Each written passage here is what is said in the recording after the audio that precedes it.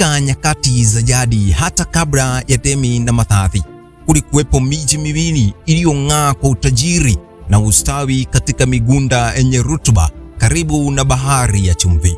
Miji hiyo ilikuwa Sodoma na Gomora. Kwa nje ilionekana kuwa mahali pa mafanikio na maisha mazuri, ila ndani yake kulikuwa na giza la maovu lililokuwa likikua kila kasi.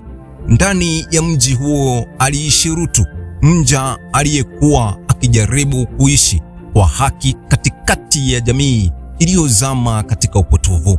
Hakuna aliyedhani kwamba ujio wa ajnabi ungekuwa mwanzo wa tukio kubwa ambalo lingebadili kurasa za historia ya miji hiyo daima. Ujambo na karibu. Na kwa maana singetaka kuandika kwa mate ilhali wino upo, na kuomba upige kambi hapa Moskaline TV, tuandamane nawe sako kwa bako hadi tama. Jukwaa nimeshaliandika kwa simulizi hii yenye mada Sodoma na Gomora, ikitambishwa na mie wako Mhandisi Kahega Mwange.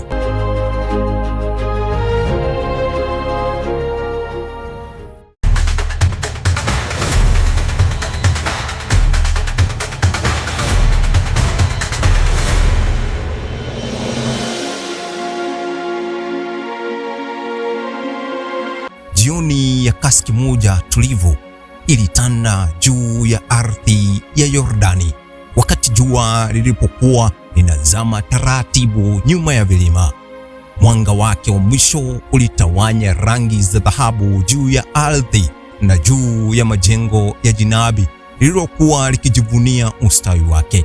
Huo ulikuwa mji wa Sodoma, mahali palipojulikana kwa ukwasi uliopitiliza, makonde yenye mazao tele na biashara zilizosimama wima. Waja wake walikuwa wamezoea aushi ya anasa na kujipiga kifua kana kwamba hakuna mbinde iliyoweza kuyumbisha ustawi wao. Katika lango la mji huo alikaa adinasi aliyeitwa Rutu. Desturi ya nyakati hizo, lango la mji lilikuwa mahali pa makutano ya mikutano, mahali pa biashara na wakati mwingine mahali pa vinara wa jamii walipoketi na kutoa hukumu. Rutu mara nyingi alipenda kukaa hapo jioni, akitazama watu wakipita na kurudi maskanini mwao baada ya shughuli za kila siku. Ingawa alikuwa amezoea maisha ya Sodoma, fuadini mwake kulikuwa na uzito ambao haukuwa rahisi kuuficha. Alikumbuka miaka mingi iliyopita alipokuwa akiishi karibu na fukwe yake mkubwa aliyeitwa Ibrahimu. Wakati huo maisha yake yalikuwa tofauti. Kulikuwa na utulivu wa maisha ya kutangatanga na kupakia staha ya Mungu iliyokuwa ikiongoza hatua zao. Baada ya kuchagua kuhamia katika tambarare la Yordani kwa sababu ya rutuba yake, maisha ya Rutu yalikuwa yamechukua mkondo tofauti. Kadri miaka ilivyosonga, Sodoma ilikuwa na kuwa mji mkubwa zaidi. Pamoja na ukuaji huo, kulikuwa pia kivuli cha maovu ambacho kilizidi kuenea kila kona ya jamii. Rutu aliona mabadiliko hayo kwa ozi zake mwenyewe. Aliona jinsi watu walivyoanza kutupia mikono haki, jinsi majivuno yalivyochukua nafasi ya unyenyekevu na jinsi tamaa ilivyoanza kutawala maisha ya wengi. Hata hivyo, aliendelea kuishi hapo akitumaini kwamba mambo yangebadili mkondo, au angalau angeweza kulinda familia yake katikati ya mazingira hayo. Huku akitafakari msururu wa mambo, macho yake yalivutwa na jambo lililokuwa geni pale. Mbali kidogo na lango la mji, aliona watu wawili wakikaribia kwa hatua za utulivu. Walionekana kama wasafiri waliotoka safari ndefu. Mavazi yao yalikuwa ya kawaida, lakini kulikuwa na kitu hakikuelezeka katika mienendo yao. Walitembea kwa utulivu uliokuwa na mamlaka ya ajabu, kana kwamba walikuwa na kusudi maalum lililowaleta katika mji huo. Kadri walivyokaribia, Rutu alihisi msukumo wa kuwakaribisha. Katika tamaduni za wakati huo, kumkaribisha mgeni ilikuwa ishara ya utu na heshima. Msukumo huo haukuwa tu wa desturi ya jamii. Kulikuwa na hisia ya ndani iliyomwambia kwamba wageni hao hawakuwa watu wa kawaida. Alisimama haraka katika mahali alipokuwa ameketi na kuwakaribia kwa heshima. Aliwasalimu kwa unyenyekevu na kuwashauri waingie nyumbani kwake ili wapate kupumzika baada ya safari yao ndefu. Wageni hao walionekana kusita kidogo, kana kwamba walikuwa wamekusudia kukaa nje katika uwanja wa mji usiku huo. Rutu aliendelea kusisitiza kwa ukarimu mkubwa, akiwahakikishia kwamba kiambo chake kingekuwa mahali salama kwao. Walitembea pamoja kupitia mitaa ya Sodoma iliyokuwa inaanza kufunikwa na giza la jioni. Madirisha ya nyumba yalikuwa yanatoa mwanga hafifu wa koroboi, na sauti za watu zilikuwa zikisikika kutoka ndani ya baiti zao. Kwa macho ya mtu asiyejua mambo ya ndani ya mji huo, kila kitu kingeonekana cha kawaida kabisa, lakini kwa wale waliokuwa wanafahamu hali halisi ya Sodoma, utulivu huo wa jioni ulikuwa kama pazia lililofunika uovu uliokuwa umeota mizizi ndani ya jamii.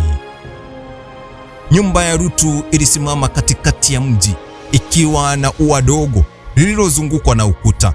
Ndani yake kulikuwa na familia yake iliyokuwa ikijiandaa kwa chajio. Ajinabi walipowasili, maandalizi ya kuwakaribisha yalifanyika kwa ustaarabu.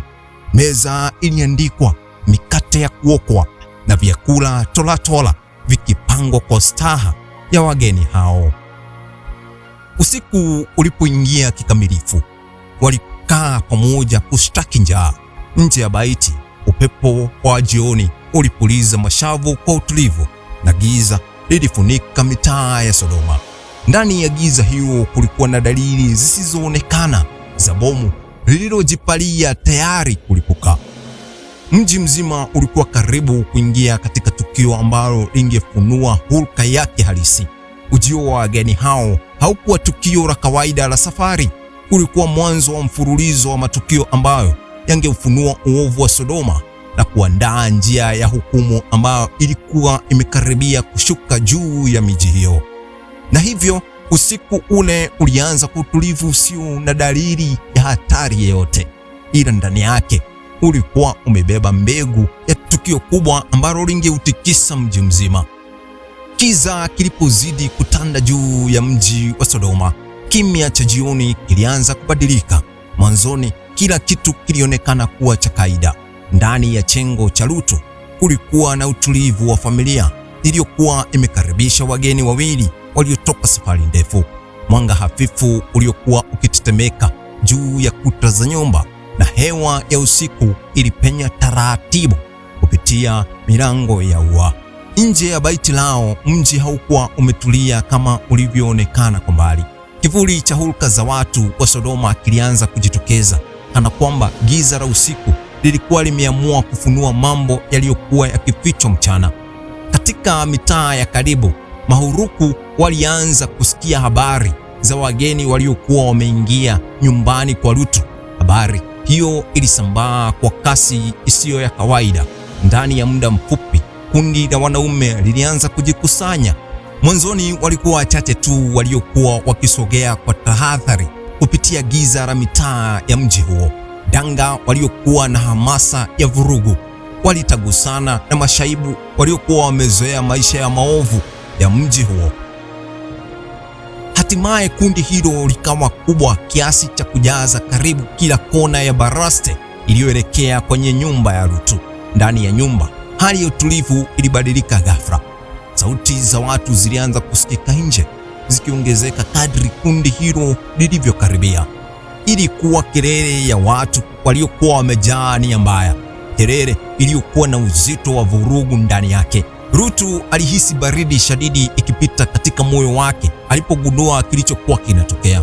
Alifahamu vizuri tabia ya watu wa Sodoma. Alijua kwamba mara nyingi walikuwa wakivuka mipaka ya maadili bila hofu wala soni. Usiku ule kulikuwa na jambo la hatari zaidi, kwa sababu wageni waliokuwa ndani ya nyumba yake walikuwa chini ya ulinzi wake. Katika tamaduni za nyakati hizo, kumlinda mgeni aliyekuwa chini ya paa lako ilikuwa wajibu mkubwa sana. Kelele za nje ziliongezeka mpaka zikageuka kama mawimbi ya sauti yaliyokuwa yakigonga ukuta wa nyumba. Kundi la wanaume lilikuwa sasa limeizunguka nyumba ya Rutu pande zote. Giza lilifunika nyuso zao, lakini nia zao zilionekana wazi katika vurugu zao na sauti zao zilizokuwa zikitikisa hewa ya usiku. Hali hiyo ilijaza hofu ndani ya nyumba. Familia ya Rutu ilihisi hatari kikaribia, na ukimya mzito ulitanda ndani ya chumba kilichokuwa na wageni wale wawili. Wageni hao walionekana kuwa watulivu isivyo kawaida, kana kwamba walikuwa wanafahamu kila kitu kilichokuwa kinatokea na hawakuwa na hofu hata kidogo. Kadri vurugu zilivyoongezeka, kundi la watu lilianza kusogea karibu zaidi na mlango wa nyumba. Mji mzima ulionekana kana kwamba ulikuwa umeamka kwa wakati mmoja, ukisukumwa na tamaa ya maovu yaliyokuwa yameota mizizi ndani ya jamii yake. Ndipo tukio la ajabu lilipotokea. Nguvu isiyoonekana ilianza kufanya amali katika giza lile lile. Wale waliokuwa wamekusanyika nje walijikuta wakipoteza uwezo wao wa kuona vizuri. Macho yao yalichanganyikiwa kana kwamba giza lilikuwa limeingia ndani yake. Walianza kupapasa ukuta na milango bila mafanikio, wakitafuta njia ambayo ghafla ilionekana kupotea mbele yao. Vurugu ilibadilika kuwa mshangao na mchanganyiko wa hisia. Kundi lile lililokuwa limejaa ujasiri wa kufanya uovu lilianza kutawanyika, kila mmoja akijaribu kuelewa kilichokuwa kikitukia. Usiku ule ulioanza kwa kiburi na jeuri sasa ulianza kujaa ati isiyoeleweka. Ndani ya chumba cha Rutu, ukweli mkubwa ulianza kufunuliwa. Wageni wale hawakuwa wasafiri wa kawaida waliotafuta makazi ya usiku. Walikuwa wajumbe waliokuwa malaika wa Mungu, waliokuja kwa kusudi kubwa zaidi kuliko mtu yeyote katika mji huo angeweza kufikiria. Na kusudi hilo lilikuwa limekaribia kutimia, kwa sababu uovu wa Sodoma ulikuwa umefikia hatma. Ulikuwa mwanzo wa saa za mwisho kabla ya hukumu kubwa kushuka juu ya ardhi hiyo. Utulivu ndani ya nyumba ya Rutu sasa ulikuwa umejaa hali ya tahadhari nzito. Vurugu zilizokuwa zimetokea nje zilikuwa zimethibitisha jambo moja wazi: uovu wa mji wa Sodoma ulikuwa umefikia kiwango cha kutisha mno. Hakukuwa tena na pazia lililoweza kuficha hulka ya watu wa mji huo. Kila kitu kilikuwa paruanja kama mwanga wa mchana. Ndani ya nyumba hiyo, wageni wale wawili walionekana kuwa na mamlaka ambayo haikuwa ya kawaida. Utulivu wao haukuwa wa kawaida kwa watu waliokuwa wamekabiliwa na hatari muda mfupi uliopita. Ilikuwa kana kwamba walikuwa na ufahamu wa kina wa mambo yaliyokuwa yakitukia. Hapo ndipo ukweli mzito ulianza kufunuliwa kwa Rutu. Wageni hao hawakuwa wasafiri waliopotea njia wala watu waliotafuta tu makao ya usiku. Walikuwa wajumbe waliotumwa kutoka mbinguni kwa kusudi maalum, kusudi lililohusisha hatima ya miji yote ya tambarare ile. Habari hiyo ilimshukia Rutu kama mzigo mzito moyoni. Alifahamu kwamba miaka mingi aliyokuwa ameishi Sodoma ilimfanya ajue tabia ya mji huo. Ukweli ulikuwa wazi zaidi kuliko hapo awali. Uovu wa Sodoma na wa jirani yake Gomora ulikuwa umefikia kiwango ambacho haki ya mbinguni haingeweza kuendelea kuvumilia. Kilio cha dhuluma na maovu kilikuwa kimefikia juu mbinguni. Vitendo vya uovu, kila dharau ya haki na kila upotovu wa maadili ulikuwa umejikusanya kama mawingu meusi juu ya miji hiyo. Mawingu hayo yalikuwa karibu kupasuka na kumwaga hukumu yake juu ya ardhi yote. Rutu alihisi mtima wake ukipiga kwa nguvu. Ingawa alikuwa ameishi katika mji huo kwa kipindi kirefu, ndani yake kulikuwa na kumwamini Mungu kulikomkumbusha kwamba mambo yalikuwa yakitokea Sodoma hayakuwa sawa. Alitambua kwamba siku ya mwisho ya miji hiyo ilikuwa imefikia.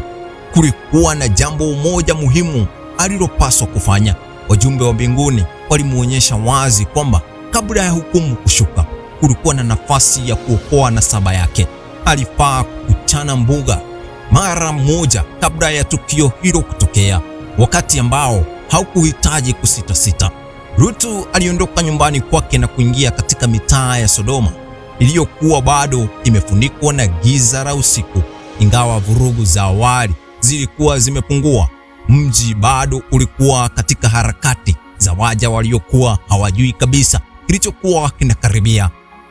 Alienda kuwatafuta wale waliokuwa wameunganishwa na familia yake, hasa wale waliokuwa wamepanga kuwa sehemu ya maisha ya mabinti zake.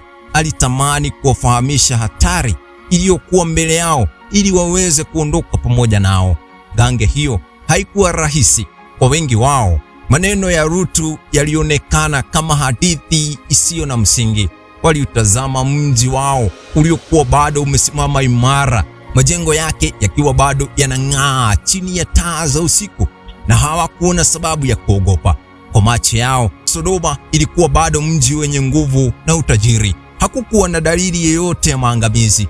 Hivyo walitia masikio yao nta kwa onyo la Rutu.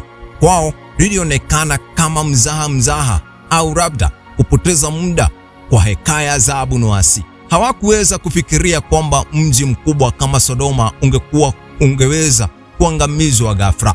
Maneno ya Rutu yaligonga kuta za mioyo yao bila kupenya ndani.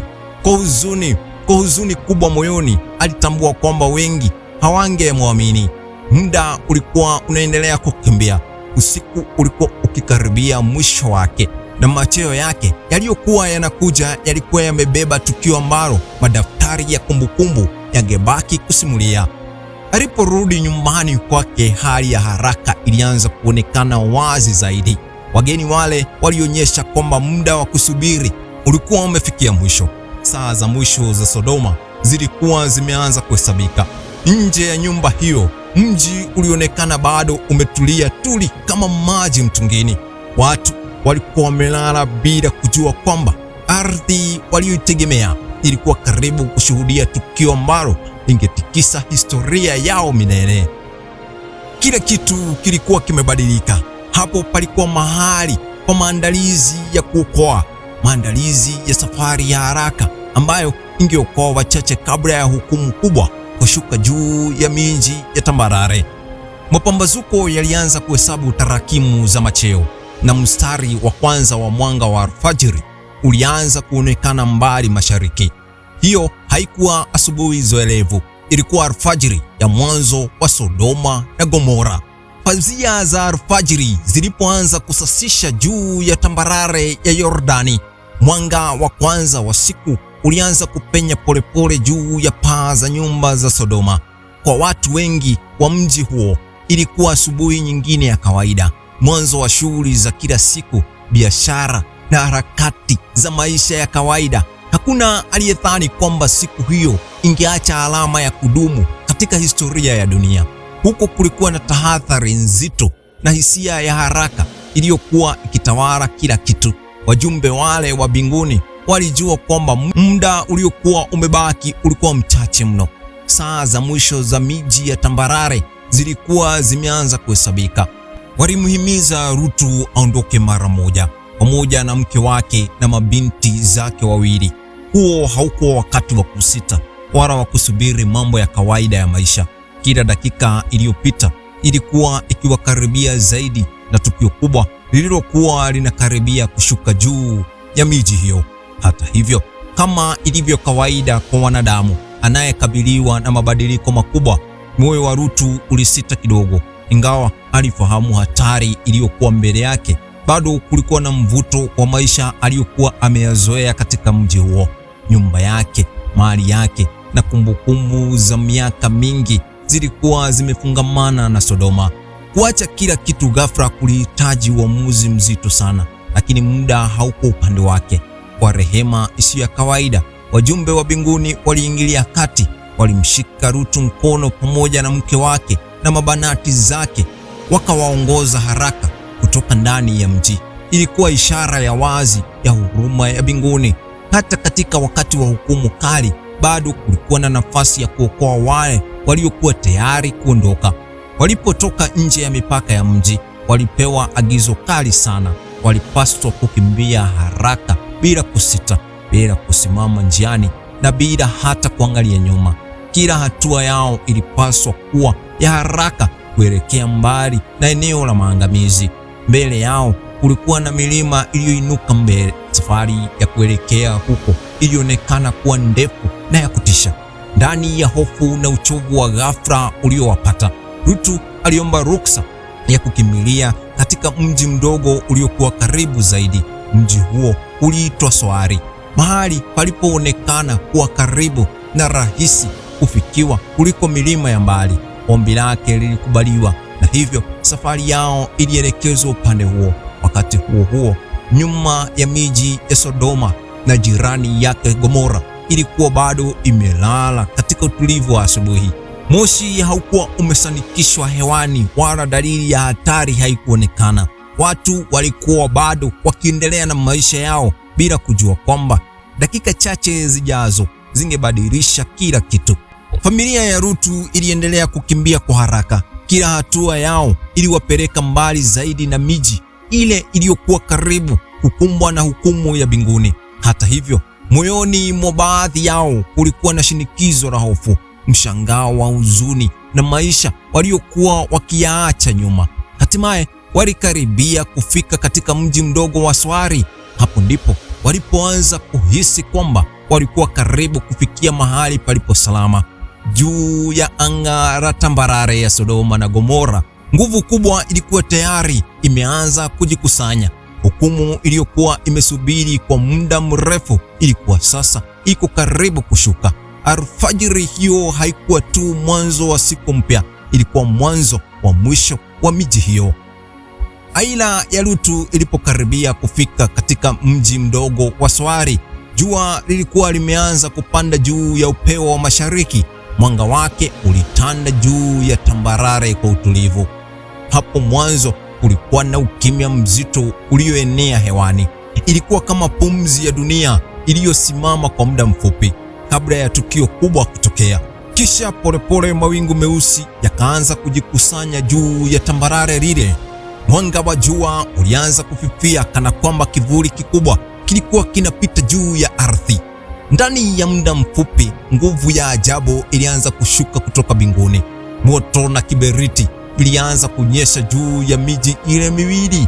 Mwanga mkali ulipasua anga na mlipuko wa moto ulianza kuanguka juu ya majengo, shamba na mitaa ya Sodoma na Gomora. Ardhi ilitetemeka na sauti za maangamizi zilijaa hewani kama radi kubwa iliyokuwa ikipasua dunia. Majengo yaliyokuwa yamesimama kama fahari yalishindwa kustahimili nguvu ya moto huo. Kuta zilianza kuporomoka, paa za nyumba zikaanguka, na barabara zilizokuwa zimejaa haraiki zikageuka kuwa njia na majivu na moto. Mashamba yenye rutuba yaliyokuwa yamezunguka miji ile yaliteketea kwa haraka chini ya mvua ya kiberiti iliyokuwa inashuka kutoka mbinguni. Ubwanyenye wa Sodoma uliokuwa umejengwa kwa miaka mingi uliteketea ndani ya muda mfupi. Majivuno ya watu wake, anasa zao na maisha yao ya fahari vilimezwa na moto ule uliokuwa unashuka bila huruma. Kutoka mbali katika milima, Ibrahimu alisimama katika mahali alipokuwa amezoea kusali na kutafakari. Alipogeuza macho yake kuelekea tambarare la Yordani, aliona jambo la kutisha. Moshi mzito ulipanda juu ya ardhi ile kama moshi wa tanuru kubwa. Ilikuwa ishara kwamba hukumu iliyokuwa imetangazwa ilikuwa sasa imetimia. Wakati huo huo, tukio la huzuni lilitokea katika safari ya familia ya Rutu. Ingawa walikuwa wamepewa onyo kali la kuendelea mbele bila kuangalia nyuma, moyo wa mmoja wao haukuweza kuacha kabisa maisha walioyaacha katika mji ule uliokuwa unaangamia.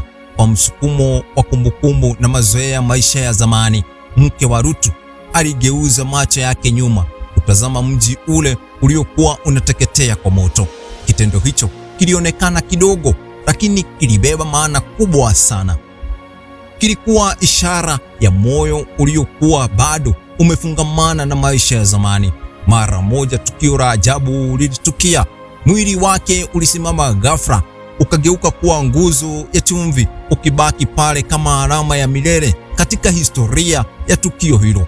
Hivyo safari ya familia ya Lutu iliendelea mbele bila yeye. Wakati huo moto uliendelea kuiteketeza Sodoma na Gomora mpaka hakuna kilichobaki isipokuwa majivu, moshi na ardhi iliyokuwa inaungua. Miji iliyokuwa imejivunia utajiri na nguvu ilitoweka kabisa katika uso wa dunia. Tambarare lile lililokuwa limejaa maisha na shughuli za watu sasa ilikuwa kimya na tupu. Moshi ulipanda juu ya ardhi kama kumbukumbu ya hukumu iliyokuwa imetukia. Kwa wale waliokuwa wameshuhudia tukio hilo kutoka mbali, ilikuwa wazi kwamba siku hiyo haikuwa tu siku ya maangamizi ya miji miwili. Ilikuwa siku ambayo historia ilipata somo kali kuhusu matokeo ya uovu uliokithiri, na hivyo miji ya Sodoma na Gomora ikageuka kuwa hadithi ya milele, hadithi ya onyo kuhusu hatari ya jamii inayosahau haki na maadili. Baada ya maangamizi ya Sodoma na Gomora, ardhi ile iliyokuwa zamani imejaa maisha ilibaki kimya na yenye huzuni. Moshi uliendelea kupanda juu ya ardhi iliyoteketezwa, na harufu ya kiberiti ilienea katika hewa kama ushahidi wa hukumu iliyokuwa imetokea. Ardhi iliyokuwa na rutuba iligeuka kuwa eneo lililojaa ukame na ukimya, kana kwamba historia yenyewe ilikuwa imesimama kutafakari tukio hilo lenyewe. Lutu na mabanati zake wawili walikuwa wamepata hifadhi katika mji mdogo wa Soari. Ingawa walikuwa wameokolewa kutoka maangamizi, mioyo yao ilikuwa imejaa mshangao wa huzuni kwa yale waliokuwa wameyaona. Walikuwa wameshuhudia tukio ambalo lingebaki katika kumbukumbu zao maisha yao yote. Lakini kadri siku zilivyopita, hofu ilianza kuingia katika mioyo wa Lutu. Alipoangalia ardhi iliyokuwa karibu na Soari, bado aliona dalili ya uharibifu uliokuwa umetokea. Ardhi iliyokuwa imejaa miji mikubwa sasa ilikuwa imejaa majivu na kimya kizito. Hali hiyo ilimfanya ahisi kwamba kuendelea kuishi karibu na eneo hilo ingeendelea kupakia kumbukumbu nzito. Kwa sababu hiyo, aliamua kuondoka Soari pamoja na mabinti zake na kuelekea katika milima iliyokuwa mbali zaidi na tambarare lile. Huko walipata pango ambalo waliligeuza makazi yao mapya. Maisha yao yalibadilika ghafla kutoka ustawi wa miji mikubwa hadi maisha ya upweke katika milima ya mbali. Siku zilipita huku wakizoea hali mpya ya maisha. Ndani ya mioyo ya vipusa wale wa Lutu kulianza kukua hofu nyingine. Walitazama mazingira yao ya milima na upweke uliowazunguka, na wakahisi kwamba dunia yao ilikuwa imebaki pweke bila watu wengine wa kuendeleza kizazi chao. Katika mawazo yao, maangamizi ya miji ile yalionekana kama mwisho wa jamii walioijua. Hofu hiyo iliwafanya kufikiria kuhusu mustakabali wao kwa namna iliyowasukuma kufanya maamuzi magumu sana. Katika siku zilizofuatia, hali hiyo ilisababisha tukio ambalo lingekuwa mwanzo wa historia mpya kwa mataifa fulani ya kale. Kila mmoja wao alipata mtoto ambaye baadaye angekuwa mwanzo wa taifa jipya katika eneo la Mashariki ya Kati. Mtoto wa kwanza aliitwa Moabu, ambaye baadaye akawa babu wa taifa la Wamoabu. Taifa hilo liliishi katika maeneo ya mashariki ya Bahari ya Chumvi na likawa sehemu ya historia ndefu ya mataifa katika maandiko ya kale. Mtoto wa pili aliitwa Benyamini, ambaye baadaye akawa babu wa taifa la Waamoni.